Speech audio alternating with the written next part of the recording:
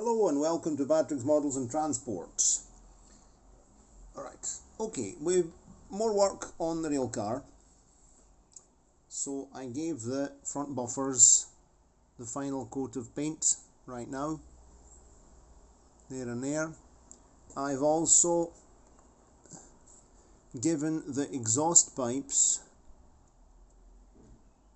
I painted them black.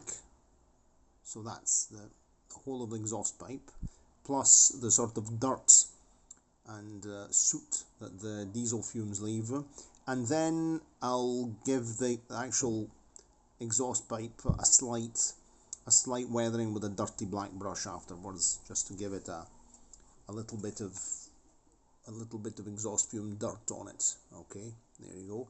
Now I'm going to do this together. We're going to paint the horns. Here they are. So I've got my black brush and some black paint. To paint these, I fitted them on top of this small piece of cardboard that I kept out of something, I don't remember what, and I'm just going to give them some black. These will be fitted to the roof, so let me just show you. Now they'll be fitted to the roof. I'm not fitting them on top of this piece of plastic now because they won't sit, but I'm just showing you a small demonstration. Then we'll glue them together. You can see that there's this point here. I'm going to cover that tip. I had various ideas what to do, what not to do, whether to maybe fit a piece of heat shrink at the end. What I'll do, I'll paint these black all the way, and then I've sliced through. I don't know if you can note, if it's visible in this case, because we're black against black with maybe not very favourable light, but I've sliced through this piece of heat shrink tube here, and once I've glued them in position, I'll just glue that on top to sort of close and cover, and that'll make the connection to the horn. So that'll be done at the end. Now we're in a phase of, very, very small details, and all these small details take time. That's a problem. So let's put this here out the road, and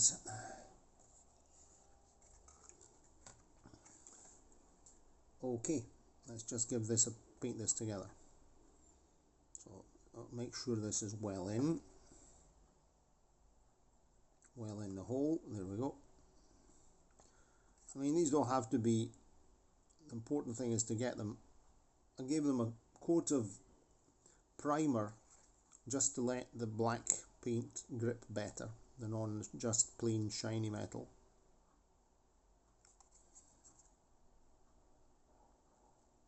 I actually pushed these in quite far in. I could have pushed it back out a bit. And just as to sit here, it's nothing really special. Okay. So the horns. So the rail car is nearly finished. I mean, I've finished doing all the external painting. I think the next job I'll be doing I'll do the glazing. Definitely, I'll be working on the glazing. These details, because I want to finish the roof, get all the roof fixed up. That way I fit the glazing, and I'll also fit the actual handrails at the end. I'm not going to fit them now because, yeah, there we go, see. Of course this is going to be a messy job, and I'm going to get it on my fingers. What else? It couldn't have been otherwise. Let's use a pair of tweezers to get it back in position.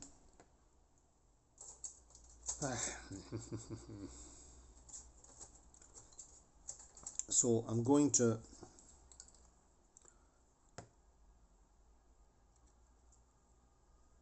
pop that back in there like that. Oh no.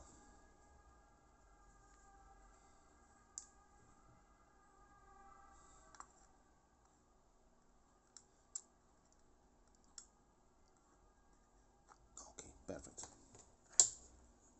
Righto, give another bit of paint. Anyway, then the finishing touches can be done once it's installed on top of the roof. So we don't really need to make make a very complicated thing here. Let's go here. So the order will be I've finished painting the rail car. Then I'm going to finish the roof, fitting the horns to the roof. That way the roof is ready. Then I'm doing the glazing, and I'll have to find a solution for the non-transparent part because there's the chassis. And I'm thinking about, you know, kind of silver finish inside, a bit like in an old Triangle model, or a greyish, bluish kind of effect to simulate the cab windows will be transparent because I want to have transparent windows there. Also to keep my eyes on the mechanism of the locomotive, you know, to keep it under control, because we'll also have a look at the chassis, because I was testing the chassis on my short length of test track, and I remember somebody was mentioning that, yes, we were mentioning about these gears and the Jouef gears that were sort of popping out the bottom.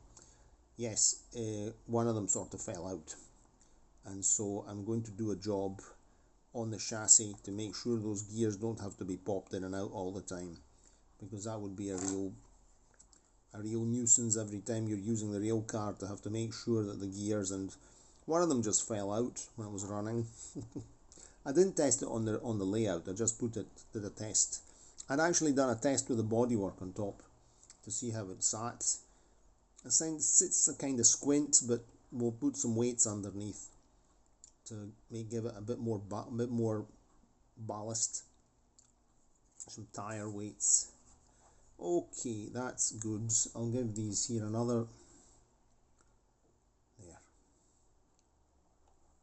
That's them ready. It's always useful when you're doing things with modelling to hang on to such things like bits of cardboard, recycled things that can be useful as supports, and make your little tools for doing jobs. So today I was busy on a translation. I've been working all morning and part of the afternoon, and now I'm having a wee break. I've got a lesson at 5:30, and then I've got another lesson at 6:30. So I'm taking advantage of the daylight. It's also a nice fresh day. It rained last night. It was very, very stuffy, very close this weekend, very hot and damp here. That's typical problem here in northern Italy.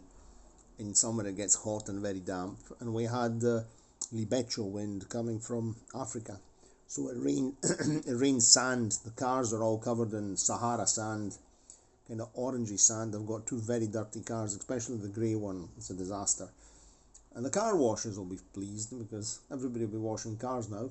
There was a heavy rainfall last night, so I haven't been out yet, so I don't know if that rainfall actually washed the cars a bit, or if it was still sandy rain. It might have been just still sandy rain.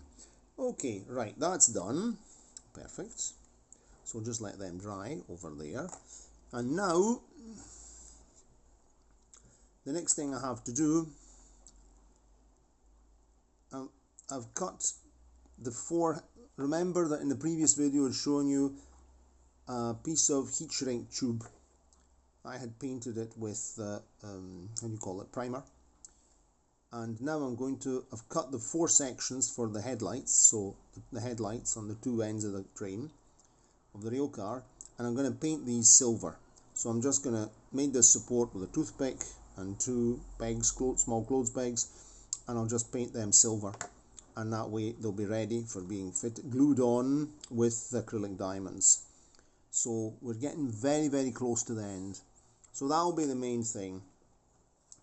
The next steps, we fit the glazing to the rail car, glazing, curtains, and all the rest of it. Headlights. Then on the roof, I have to fit the horns to the roof. Once I've fitted the glazing, we'll be able to mate the bodywork with the roof and fit the handrails at the end. So I think in the next, between maybe tomorrow, after tomorrow, I'm hoping by the end of the week we'll finish this job.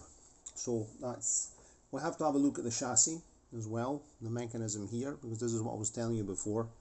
You see that the gears are supposed to catch in here, but they don't, they fall out.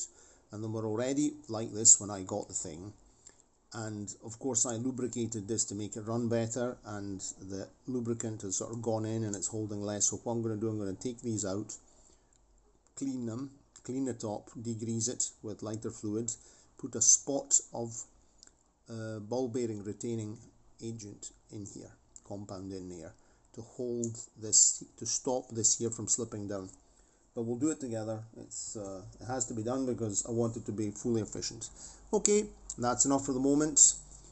Cheerio, and see you next time. Ciao, ciao.